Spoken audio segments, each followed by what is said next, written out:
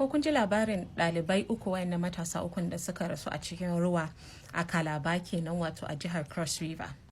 Wannan sunan shi Kabiru Hamza, wannan kuma Mustapha Aminu Tukur, su 'yan University na ABU ne, Ahmadu Bello University da ke Zaria. Ita kuma Aisha Ogu Celestina, ita kuma 'yar University na Uyo ce.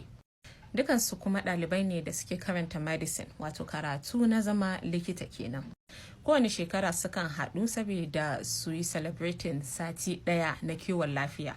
To kuma wannan shekara 2023 sun haɗu ne a jihar Cross River, Uyo kenan. Kalaba dai zan ce. Ranar Asabar da ya wuce 24 kenan.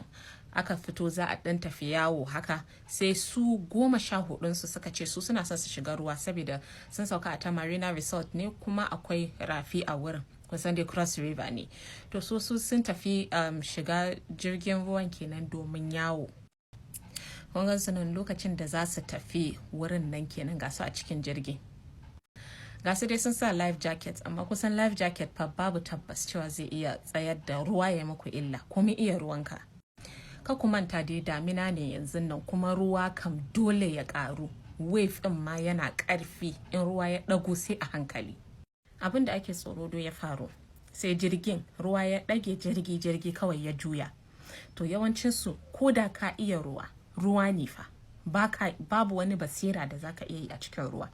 Kun gan su wani abin tashin hankali lokacin, gashi ana Navy officers na kai musu agaji saboda inna lillahi wa inna ilaihi raji'un.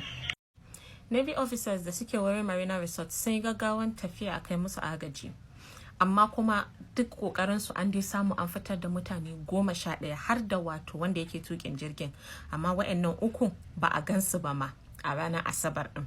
Har izuwa Lahadi dan sun ce wai ma mutanen da suke wato 'yan jaridan Daily Trust cewan su dawo ranar Lahadi domin in aka ga jikin, amma dai an samu an ga jikinsu bayan kwana 2 zuwa 3, kuma an tabbatar da su sun mutu. Inda ma ran gwamna na wato Cross River kenan Basi Otu ya yi magana, ya ce yana son a kulle wannan Marina Resort in saboda a daina ma tafiya ma abin nan domin hawan jirgi a cikin wannan daminan. Yanzu ma an kulla wurin, ba a ma san yaushe bane za a daga wannan dokan. Wannan Mustapha Aminu Tukur din na aka ce shi president ne na association ma na medical student na ABU. Wannan labarin kwata-kwata ba daɗi. Inna lillahi wa inna ilaihi raji'un.